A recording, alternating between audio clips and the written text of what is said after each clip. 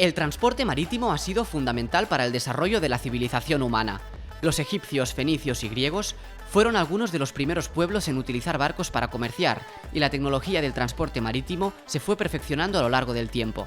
Durante la Edad Media, los vikingos eran conocidos por sus barcos de vela, y en el siglo XV, navegantes portugueses y españoles comenzaron a explorar el Atlántico y el Pacífico utilizando barcos impulsados por el viento. Pero como todos sabemos, la revolución industrial lo cambió todo. Dejamos de mirar al viento para desarrollar barcos más grandes y eficientes, que utilizaban motores de vapor en lugar de velas. Hoy, más del 80% del comercio internacional de mercancías se realiza por mar. El transporte marítimo es la forma más eficiente y económica de mover grandes cantidades de producto a través de los océanos, pero su dependencia del combustible fósil tiene enormes implicaciones medioambientales. La industria se ha comprometido a reducir sus emisiones a la mitad para 2050 en comparación con los niveles de 2008. Para lograr este objetivo, se están impulsando diversas alternativas como el uso de biocombustibles, el hidrógeno verde y la energía eólica. Recuperar las velas, igual que hacían los griegos. Volver a utilizar el viento para movernos mejor. En el episodio de hoy hablamos con Cristina Alexandri, cofundadora y COO de Bound4Blue, una empresa de ingeniería que suministra sistemas de propulsión eólica para transporte marítimo. La conversación con Cristina va a tener 2 episodios. En este primer episodio vamos a entender a fondo el sector del transporte marítimo. Durante la conversación pudimos entender los agentes que están involucrados, cuáles son los mayores impactos que causa el transporte marítimo y cómo impacta la sostenibilidad desde distintas dimensiones. También entenderemos por qué es el método de transporte más eficiente y muchas más cuestiones que surgieron durante la conversación. Finalmente, conoceremos los inicios de Bound4Blue y cómo fue desarrollar los primeros prototipos. Veremos que los órdenes de magnitud del sector son muy distintos a los que estamos acostumbrados. Esperemos que disfrutéis del episodio.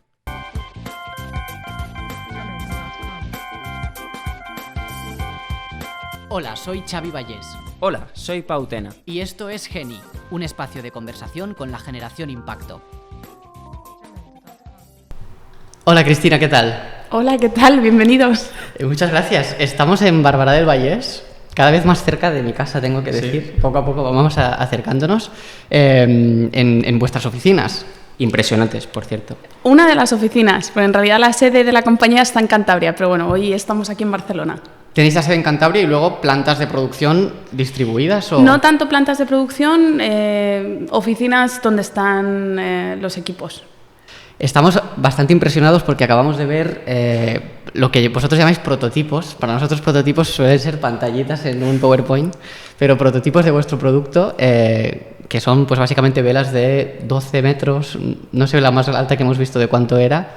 La más alta que habéis visto abajo es de 12 metros, que es como una hermana gemela de la primera vela que instalamos. Eso no es tanto un prototipo, es la primera generación de vela, pero lo demás que habéis visto, que es más chiquitito, sí que son prototipos. Pero chiquitito bueno. Aquí se le llaman 7 metros, 8 metros. Entonces, eso es la solución. Sí. Pero para llegar ahí, queremos hacer un viaje entendiendo primero cuál es el problema. Entonces, queríamos preguntar justamente cuál es el propósito de Bound4Blue y por qué nacisteis. Pues Bound4Blue nace, de hecho, en 2014, la fundamos la empresa, pero de hecho nace como idea muchísimo más atrás por parte de José Miguel y también de su padre. O sea, la idea de todo esto fue del padre de José Miguel, que es uno de los 3 fundadores. Bueno, pues arrancamos la empresa David, José Miguel y yo. Y nace justamente para dar solución al problema del sector marítimo, que es el gran consumo de combustible que tienen, que representa hoy en día alrededor del 60% de sus costes operativos, siendo el más grande de todos. Y luego, debido a ese gran consumo, pues también hay añadido de forma indirecta o directa, ¿no? Como lo quieras ver, está la parte de emisiones. Emiten muchísimo y, de hecho, los 16 barcos más grandes del mundo contaminan lo mismo en términos de azufre que toda la flota mundial de coches. Y en términos de CO2, si el sector marítimo fuera un país, sería el 6º país más contaminante. Entonces, claro, debido a eso, pues la Organización Marítima Internacional les está obligando a descarbonizar la flota. Pese a ser el medio de transporte más eficiente, aún así... ¿Por qué es el más eficiente? Es el más eficiente porque transporta muchísimo volumen. Y al transportar tantísimo volumen de golpe por la misma unidad de distancia transportada, el nivel de emisiones es muchísimo más bajo. Si tú piensas, por ejemplo, en un coche, no es lo mismo que yo me mueva en un coche que me mueva en bus o me mueva en tren. Pues un poco similar, no es lo mismo desplazar mercancía con un avión que con un barco. ¿Y el barco? ¿Cuánto de largo es de normal un buque de estos? ¿O ni idea? Bueno, o sea, hay distintos, ¿no? Niveles, claro, depende del barco. Sí. Quizá mucha gente se está pensando en un portacontenedores, porque es lo que solemos ver en los puertos, pero en realidad solo representan el 12% de la flota mundial, o sea que portacontenedores realmente hay, entre comillas, poquitos, ¿no? Casi todo se transporta o en grano o en líquidos. Hablamos de petroleros, hablamos también de gaseros, graneleros, ¿no? Donde se lleven pues el grano y demás. Y nada, pueden ser desde, me refiero, hasta un pesquero de pequeño tamaño hasta más de 300 metros, 400. 300 metros. ¿De quién son propiedad estos barcos? Pues de los armadores. Al igual que tú tienes un piso y lo tienes en propiedad, puedes vivir en ese piso que es tuyo o puedes alquilarlo, ¿no? Pues un poco similar pasa en el sector marítimo. Luego empiezan estos nombres, que el armador, el operador, y ahí ya nos empezamos a hacer todos un lío, sobre todo si no venimos del sector. Pero funciona muy similar. Todos los barcos transportan mercancía de múltiples compañías. Entiendo que a ningún negocio les es rentable tener un barco en propiedad para transportar su propio producto. Bueno, lo que hacen son acuerdos. A veces lo normal es, pues yo tengo mucha mercancía que transportar, hago un acuerdo a largo plazo con un armador para que haga una flota solo dedicada para transportar mi carga. Normalmente, o lo que yo acostumbro a ver con los clientes con los que hablamos, es que el dueño de la mercancía no suele operar el barco. O sea, yo no he llegado a ver a nadie que, pues si hablamos, por ejemplo, gente como Cargill, como LDC, no suelen operarlo, pero sí, hay algunos que sí. ¿Cuánto tarda no sé cuál es una ruta típica? No sé si cruzar el Atlántico o venir desde China. Pues mira, Francia, Estados Unidos serían unos 15 días vale. de ruta en un ro-ro. Claro, depende a qué velocidad vayas. ¿A qué velocidad? ¿Cómo se mide primero la velocidad? Porque entiendo que no es kilómetros por hora, ¿no? ¿O sí? No. En naval no, ¿no? No, yo sigo en kilómetros por hora, porque en mi cabeza voy así siempre. Yo, para quien no lo sepa, yo vengo de la ingeniería aeronáutica, o sea que en mi cabeza sigo funcionando de otra forma, pese a estar en este sector, pero no, son nudos, millas náuticas, ¿Y todo eso, cambia. ¿A kilómetros, por ejemplo, a cuánto se equivale para que entendamos? Me pillas y me muero de vergüenza. No, pero no, aquí todo quede claro. Pese a ser ingeniera, soy la ingeniera más nefasta del mundo, diría yo. Creo que no, por lo que acabamos de ver, yo diría que no. Vale, o sea que 15 días para cruzar el Atlántico. Sí. En barcos que entiendo que el volumen de producto que transportan es incalculable, ¿no? A nivel, no me refiero en toneladas, ¿no? Pero de dinero. Sí, claro, o sea, no estamos hablando de barcos de quizá 90 metros de eslora, estamos hablando, o sea, estos barcos harían rutas más por Europa, por ejemplo, intraeuropeas.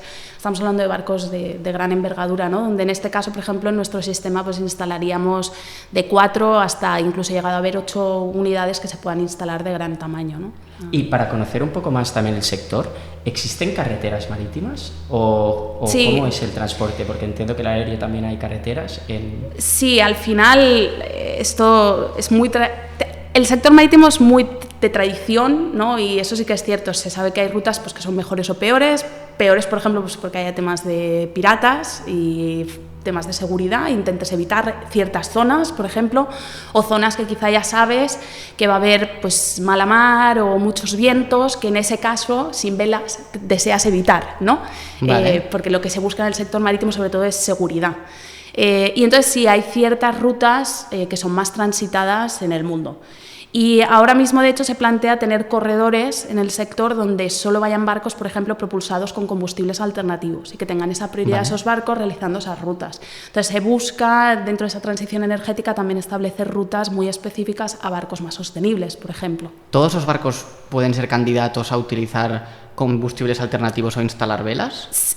Bueno, velas no todos. Por ejemplo, al final las velas van encima de cubierta del barco, entonces tiene que haber espacio disponible. Entonces, barcos como portacontenedores, los típicos de Maersk y demás, pues no pueden albergar este tipo de tecnología, porque son tan grandes que nosotros solo podríamos poner, por ejemplo, 2 unidades en proa en la parte de delante del barco para que no venga del sector. Y claro, el impacto que tendrían esas velas para el gran tamaño del barco es tan poquito que no merece la pena. Tendrías que retirar, de hecho, contenedores de cubierta para poder instalar más sistemas, ¿no? Porque necesitamos que el aire venga limpio, que no haya interferencia, no lo puedo meter dentro de los contenedores. Si no le toca el aire, si el viento no impacta en el sistema, no empuja.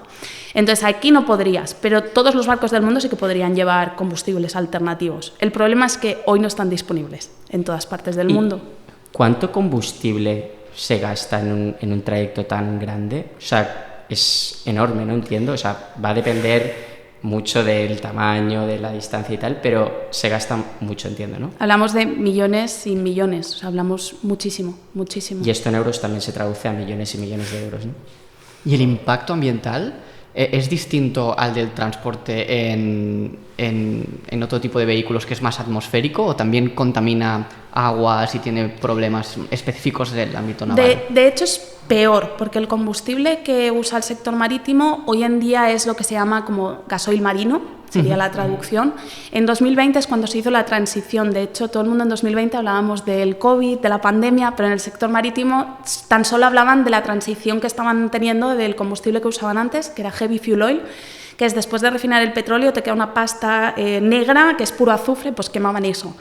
Y ahora, en 2020, hace muy poquito en realidad, han pasado a usar este diésel marino, pero que es mucho más sucio que el diésel que nosotros aquí queremos abandonar en la parte terrestre. O sea, que imaginaros cuán de lejos estamos de una transición real hacia un combustible alternativo limpio. Y entonces, claro, ahí ya van asociados pues, lo que se llama particulate matter, que son partículas como de pequeño tamaño. Se producen también vertidos que por supuesto contaminan mucho. No solo es CO2, es azufre, es óxidos de nitrógeno, y la gente solo se enfoca en eso, ¿no? Y hay mucho más. Esto entiendo que también afecta muchísimo a la biodiversidad, ¿no? del océano y del mar.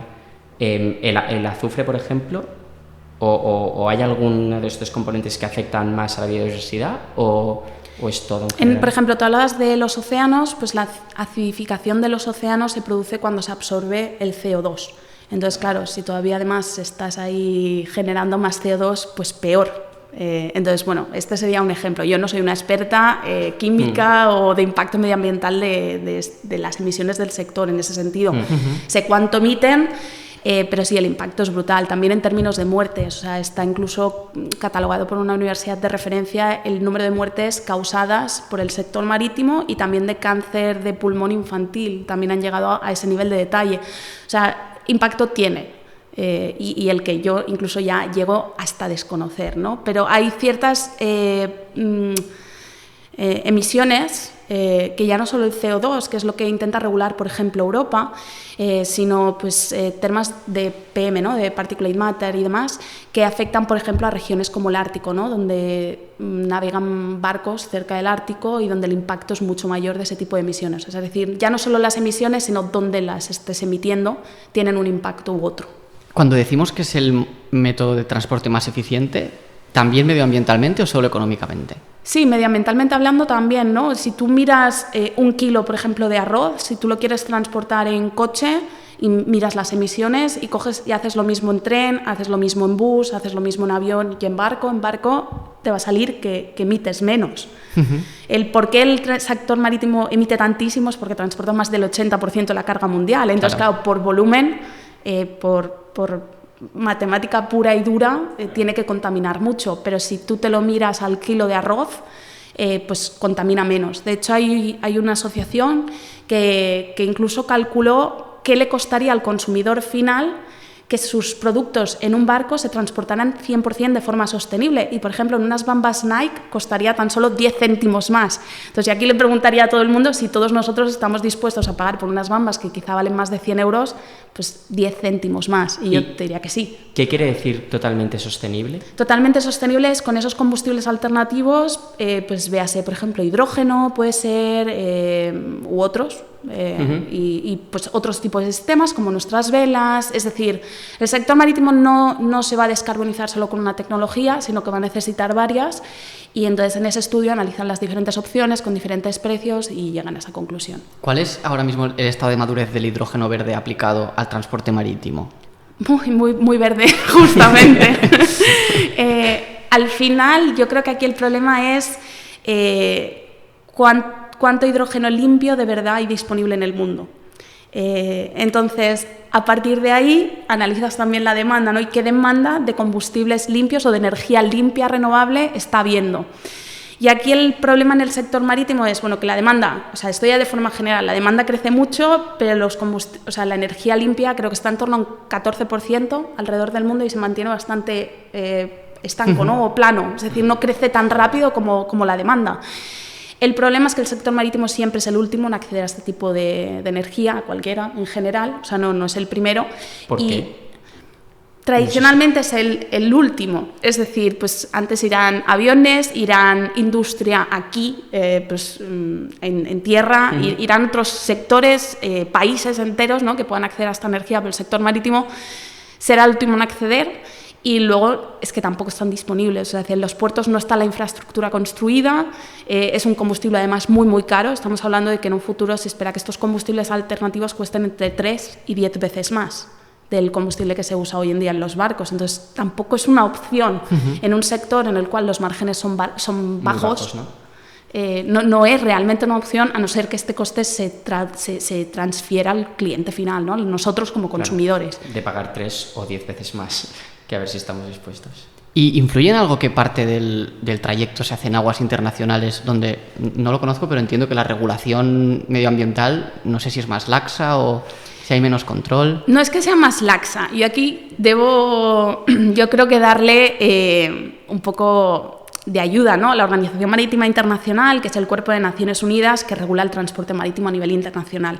Ahí confluyen muchísimos intereses. Si ya nos cuesta desde la Unión Europea ponernos de acuerdo, y no somos tantos países, y por lo menos estamos alineados hacia la descarbonización, con algún país u otro que salga por ahí que quizá no, pero imagínate a nivel internacional, donde cada país tiene sus propios intereses políticos y demás. O sea, al final es muy complicado. No es que sea laxo, podría ser más restrictiva, es que cuesta mucho que todo el mundo se ponga de acuerdo. ¿Y compañías de otros países en los que el tema de la sostenibilidad es mucho menos maduro, se están sumando al mismo ritmo a este tipo de tecnologías o sigue siendo algo muy occidental en el ámbito marítimo? El ámbito marítimo, o sea, estamos hablando de que los armadores, aunque estén localizados en una región en específico, y puedo poner el caso, España, un armador puede ser español, sus barcos no tienen por qué navegar por España. O sea, su barco puede estar navegando por Asia, por Estados Unidos, por cualquier sitio. Entonces, es más cómo esa regulación les afecta a ellos, tendrán que aplicar medidas antes o después y según ellos también como sean más o menos propensos hacia la descarbonización. Pero sí, en esa línea, si por ejemplo miramos a Europa, que debería ser un mercado bastante similar, en realidad no lo es. Vemos ciertas regiones que son mucho más conservadores, como podría ser España mismamente, ¿no? Y me da pena decirlo porque hemos fundado esta empresa en el sector en una región pues, con una perspectiva, una visión más conservadora hacia las tecnologías nuevas, pero si te vas quizá a Noruega, por ejemplo, la perspectiva o la visión que ellos tienen hacia la descarbonización es muy diferente. Muy diferente. Muy diferente en el sentido de que están muchos más implicados y le ponen mucho más esfuerzo en ello, ¿no? De hecho, se nota mucho también en esos países cómo lo están haciendo en la Organización Marítima Internacional. Ahora está pasando una cosa, yo digo muy graciosa, pero que da mucha pena. Porque países como Francia, leía en el periódico, un periódico del sector marítimo, no van a pedir que ahora alrededor de verano la Organización Marítima Internacional se reúne para ver si esos límites de emisiones que están fijando, esa ruta de descarbonización es buena o la tienen que hacer todavía más restrictiva. Entonces hay países que van con su propia agenda política a esa reunión y van a pedir que todavía se haga más restrictiva, pero hay otros que van a pedir que sea más laxa. Entonces entre esos países, por ejemplo, está Francia, que lo quiere pedir más laxo, y Noruega quiere que sea más restrictivo. ¿El principal impulso a esta transformación es regulatorio y político o las propias compañías, no sé si los owners del producto, los dueños de los barcos, empiezan a impulsar estas prácticas por motivos pues a veces de imagen, a veces de conteo de emisiones? Claro que hay mucho de lavarse la imagen, hay mucho, como en cualquier sector, no es el sector en sí mismo, en cualquier sector siempre habrán empresas que hagan las cosas de cara a la galería y no tanto de cara a que se lo crean de verdad. De eso hay en todas partes. Pero sí que es cierto que nosotros con los armadores con los que trabajamos, de verdad les ves muy implicados y cuando analizan las tecnologías, ya no solo la nuestra, sino las alternativas, analizan todo el impacto. Por ejemplo, poner hidrógeno es muy bonito, pero si está producido con gas natural no es bonito, porque vale, mi barco no contamina, pero he contaminado en la zona donde he fabricado ese hidrógeno, ¿no? Y esa es un poco la idea detrás que están siguiendo los clientes. Y una cosa, para entender un poco más el sector marítimo, ¿cuáles son los agentes? Porque hablas de amarrador, ¿no? Armador, perdón. ¿Qué es un armador y qué otros agentes también influyen? Porque es que soy un dummy de esto. El sector marítimo es yo que vengo del sector aeronáutico, te puede explotar la cabeza. En el sector aeronáutico todo es súper eficiente y funciona muy diferente. Tienes una sola entidad, por así decirlo, que regula el sector aeronáutico, una sola que hace X, ¿no? En el sector marítimo, quien regula el sector marítimo es la Organización Marítima Internacional a nivel de reglas como tal, de contaminación y demás, pero luego quien permite que esos barcos naveguen o no son las sociedades de clasificación, los típicos Bureau Veritas, DNV, Lloyd's Register, que también los vemos pues, en otros sectores. Esto, el sector marítimo, como empezó, es que la gente que tenía ese barco y quería transportar la carga, quería asegurar la carga. Entonces, claro, iban a estas aseguradoras, les decían, quiero asegurarlo. Y decían, bueno, pero para poder asegurarte la carga, primero tengo que ver que el barco esté en condiciones y te tengo que asegurar el barco, ¿no? Acorde a lo que yo creo que es en condiciones. Y esto es porque cada barco, contrariamente a como pasa en los coches, que tú tienes un Seat Ibiza y van saliendo Seat Ibiza como churros de la fábrica, ahí no, ahí es como más uno a uno. De hecho, no hay ningún barco igual a otro, en realidad al 100%. Tú pones dos barcos que se han producido en el mismo sitio igual y no operan igual, tienen diferentes rendimientos, o sea, es muy... Esto es porque es ad hoc y entiendo que hay infraestructuras muy caras, ¿no? Y no se hacen... Son bastante ad hoc, sí que es cierto que cuando vas a Asia, a los astilleros de Asia se fabrican seriados, pero nunca llegan de ser de todo seriados porque la fabricación no es como en el sector automovilístico, con robots y todo tan preciso. Es un poco, menos preciso en ese sentido. Y porque cada armador se fabrica su barco a su manera, según lo que necesita. Entonces, pues por mucho que le llaman sister vessels, por mucho que fabrique dos iguales, tampoco. O sea, tú pones los motores igual, todo igual, lo pones a navegar en el mismo sitio, no es lo mismo, no van a consumirte lo mismo y hay unas ligeras diferencias, que dos Seat Ibiza puestos en la carretera igual y... Son iguales. Tendrán el mismo consumo igual. En este caso no. Entonces tenemos las sociedades de clasificación que regulan lo que puedes o no puedes hacer en los barcos. Por ejemplo, la OMI te regula la parte de emisiones, el propio armador y poquito más. Tendrías los que financian, que también dictan bastante las reglas y poquito más. Y a nivel de personas es muy intensivo, o sea, ¿cuánta gente hay? ¿Cuántos marineros? Entiendo que es el nombre que reciben, ¿no? Todavía. Sí. Quienes van en los buques. ¿Cuántos marineros hay en un buque para poderlo hacer cruzar el Atlántico? Depende del barco y depende, claro, es que depende de muchísimas cosas, ¿no? Y depende también de qué estás haciendo. Por ejemplo, en un pesquero, pues seguro va a haber muchísima tripulación porque está operando todo el rato. Y no, o sea, yo diría cama caliente, pero no son camas calientes, pero que mientras uno duerme, el otro está trabajando y al revés, ¿no? O sea, depende de qué barco y qué es la carga. Pues tendrás un jefe de máquinas y repetido, tendrás el capitán, el segundo, tendrás, diferentes rangos, depende. ¿Y sabes un poco, o sea, has dicho que el 80% de los materiales se transportan a través del transporte marítimo? ¿Cuál es la carga más usual o que se lleva más? Pues ¿ropa? No, ropa no. O sea, al final lo que os comentaba antes, ¿no? Creo que es un 60% es líquido o grano. O sea, líquido, pues vale. Combustibles.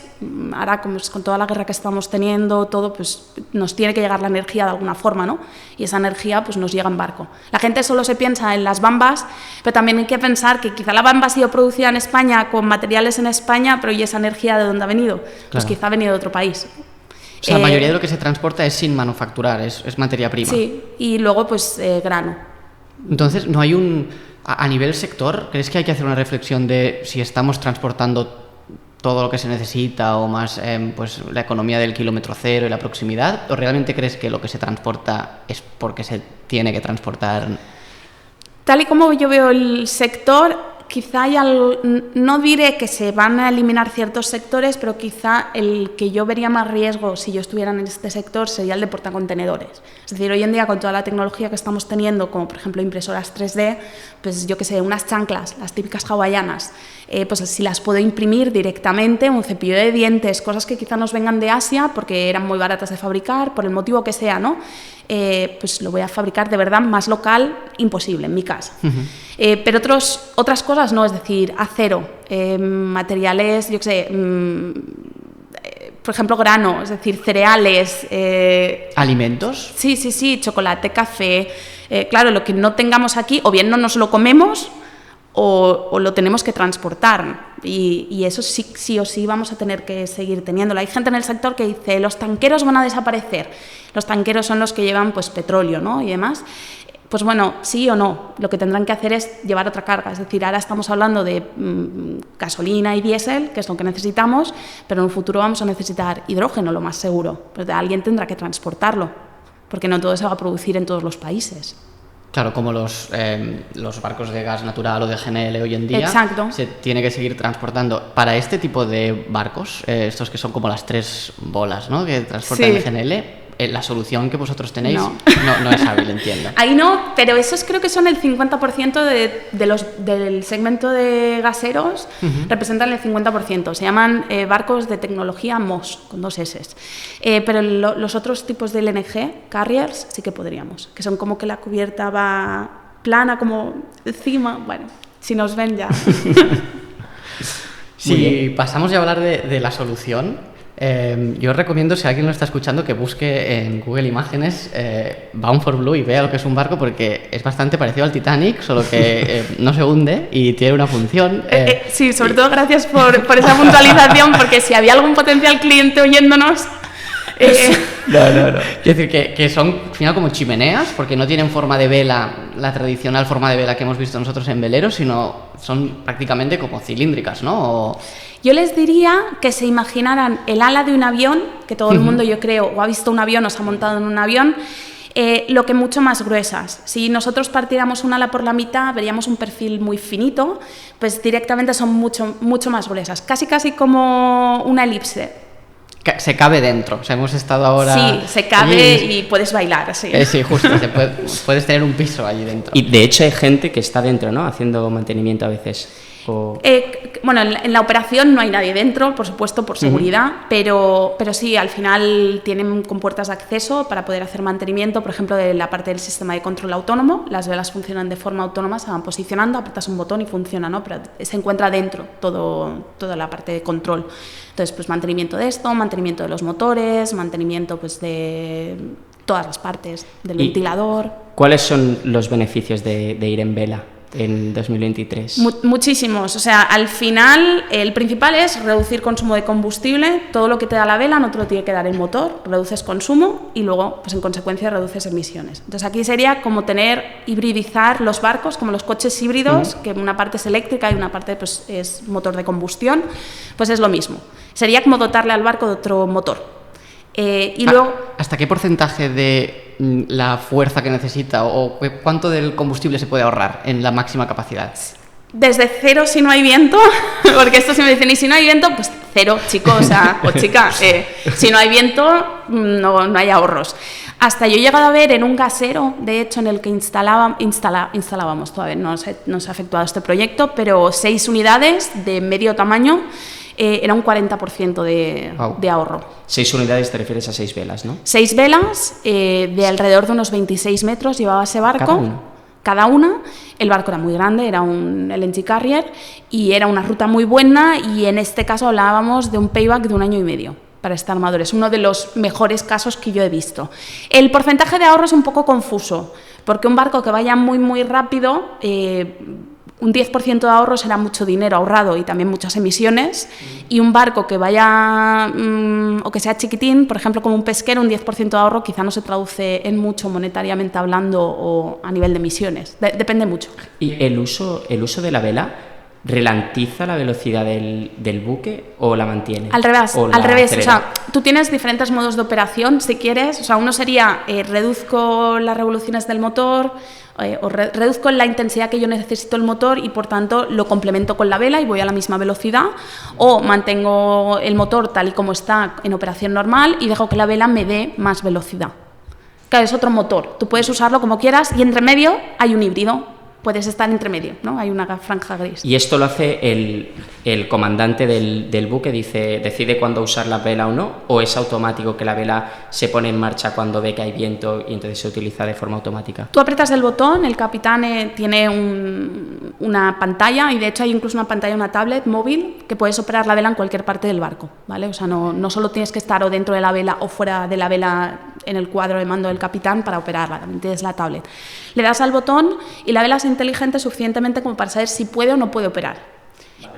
Si el viento es muy muy alto y no puede operar por temas pues, de seguridad, por el motivo que sea, la vela no funciona, pese a que tú estés en modo on, y se para también. Si está operando y identifica vientos muy muy grandes o en direcciones que no son óptimas, se para también.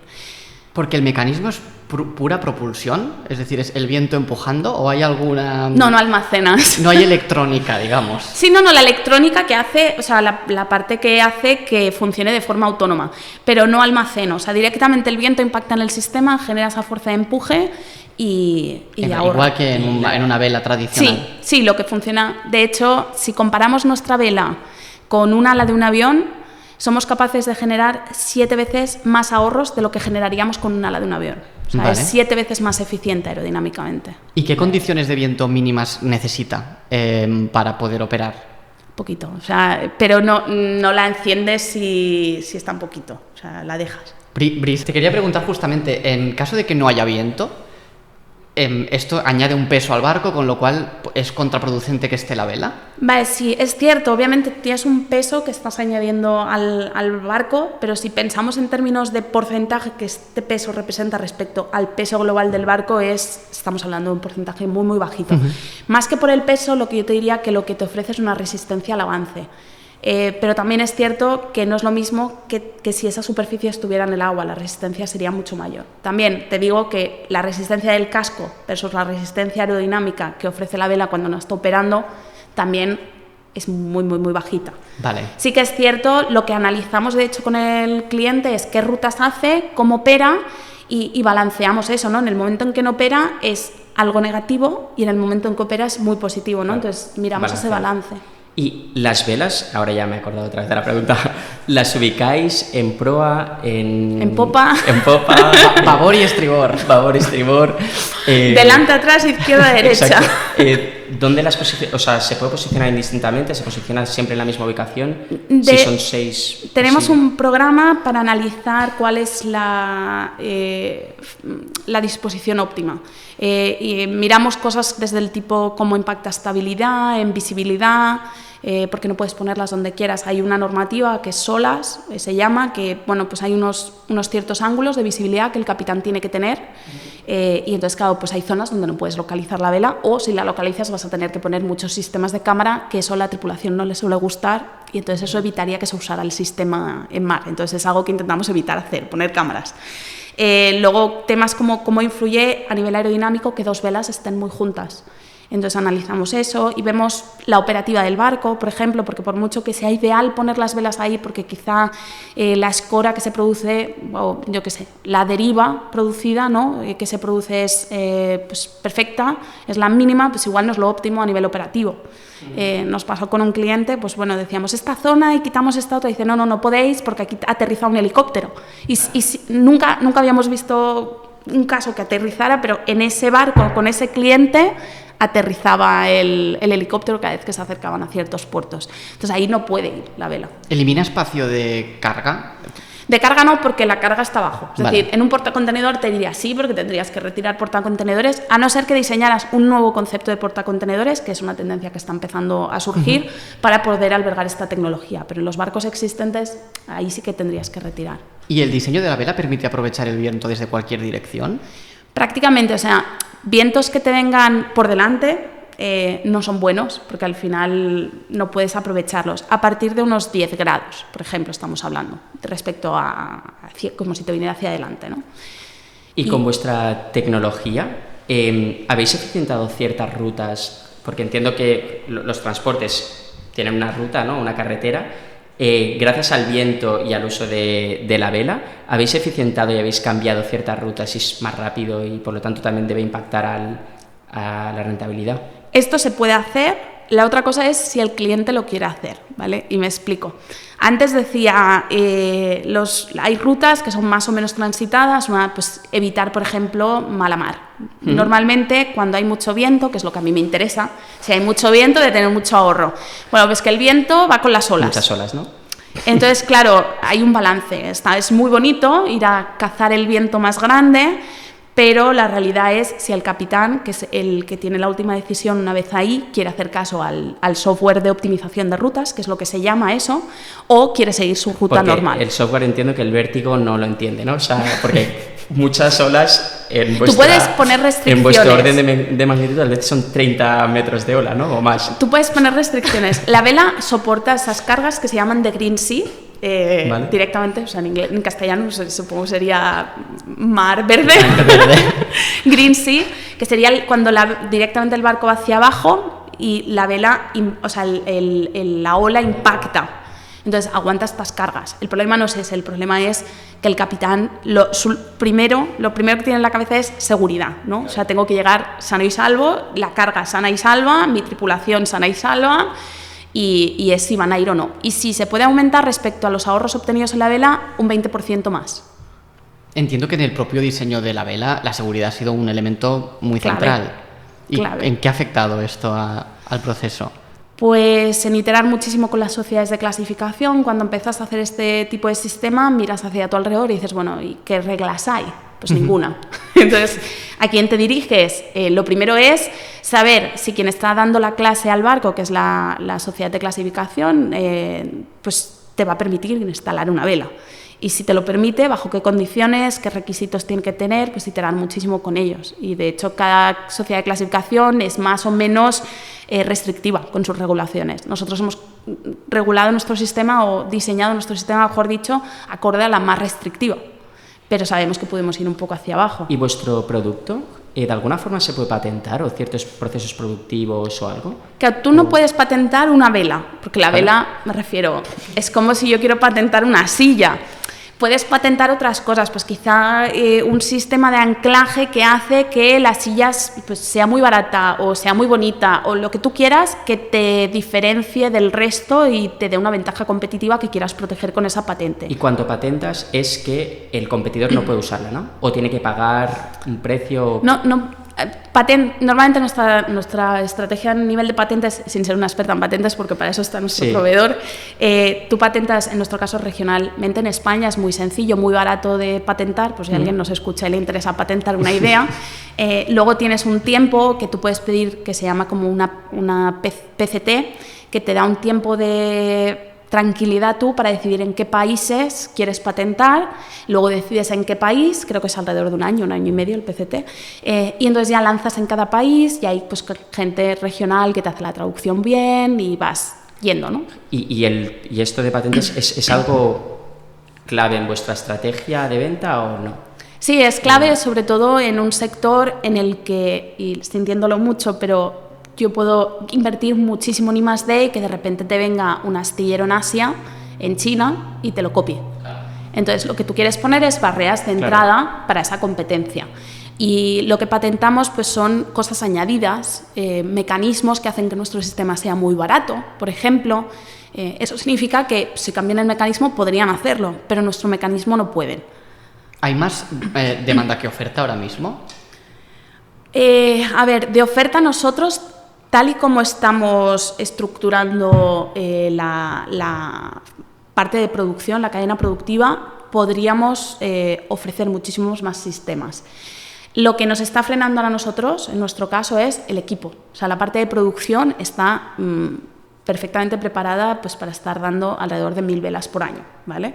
Es el equipo que tenemos que crecer para poder hacer frente a todos los proyectos. Si lo pensamos, es un sector global Y muchas veces me dicen, ¿cuál es tu mercado? ¿No? Y si te vas a otro sector, pues empiezo en Barcelona, de ahí me voy a Madrid, hago el resto de España, me voy a Francia. Y no. O sea, yo estoy en España, el armador está en Honolulu y su barco está en la Conchinchina. Pero es que si miras su flota, no es que hagan todos lo mismo. O sea, que no tienes un patrón que tú digas, mira, pues voy a empezar mis operaciones aquí y aquí. No, global. Y ahí es lo que te, entre comillas, te mata, ¿no? Y tienes que ser, la clave en una empresa como la nuestra es ser muy eficiente en la parte operativa. Claro. Y ligado a esto, ¿el producto que hacéis es un producto ad hoc para cada cliente o es estándar y hacéis ciertas variaciones o literalmente es como un zapato que yo me compro talla 42 y es la misma talla 42 que la de Xavi? La talla 42 es la misma, pero claro, el pie cambia. Entonces hay que hacer sería como el calcetín, por poner un ejemplo. Si quieres cambiar de... Hay que hacer, primero cuando seleccionas dónde lo vas a poner, tienes que mirar si hay que hacer un refuerzo. Lo más seguro en un barco existente hay que hacer un refuerzo. Un refuerzo es poner más hierro, para que todo el mundo nos entienda. Reforzar la zona. Pues claro, habrá barcos que necesiten más o menos refuerzo. Habrá barcos, por ejemplo, pues que tenemos que llevar red por allá, o sea, tenemos que llevar cableado, tenemos que hacer muchas cosas diferentes y quizá pues ciertos barcos necesitarán menos cableado que otros, por ejemplo. Tenemos que preparar el barco para poder tener el sistema. Y para integrarte al barco, ¿cuánto tardáis aproximadamente? ¿Es un proceso largo o es una instalación de 2 días y...? Normalmente paramos en astillero, en la parada establecida por la sociedad de clasificación, el barco para cada X tiempo, algunas veces, dependiendo de qué es lo que tienen que hacer, cada más o menos. Aprovechamos esa parada en astillero precisamente para poder hacer actividades a la misma vez, nuestras actividades que se están haciendo otras. Entonces así no tenemos un incremento de precio por tener que parar el barco a propósito, que sería qué es lo que pierdo por transportar, mi tripulación que está ahí también y no está operando el barco y además coste de astillero. No, contestando a tu pregunta nuestras actividades se acaban mucho antes que las actividades rutinarias de un barco. Podemos tardar, por ejemplo, en el caso de un cliente con Amasus, que es el barco que vamos a instalar ahora 2 unidades, en cuestión de 1 mes y medio, más o menos. Tardamos una tarde en soldar un refuerzo, la otra mañana en soldar el otro refuerzo, luego hubo que pintar, lijar, pintar, hablamos de 3 o 4 días. ¿Y temas más de electrónica? O sea, por ejemplo, la pantalla que tiene el capitán de barco y tal, ¿esto también es sencillo de instalar? Esto es sencillo porque lo dejamos preparado. Se puede hacer la instalación en 2 fases o en una. O lo instalamos todo de golpe, o primero hacemos esa parte de acondicionamiento y dejamos el refuerzo, cableado, preparado y todo para luego ir más tarde en una siguiente fase e instalar solo la vela. Vale. La vela se instala una vela en menos de 3 horas. Vale. Verticalizas, la sitúas y atornillas. Con grúas. Y conectas. Sí, con grúas.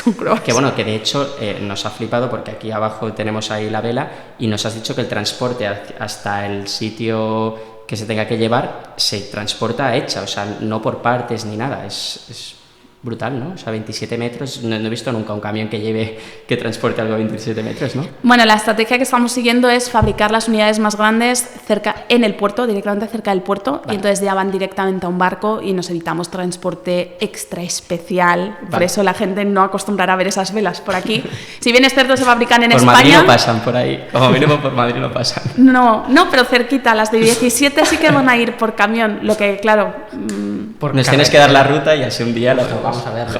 Pues, ya sabemos que los barcos llevan velas, que esto parece que es una sorpresa. Nos falta por saber cómo se pone en marcha una empresa de este tipo y lo vamos a dejar para la parte 2 del episodio.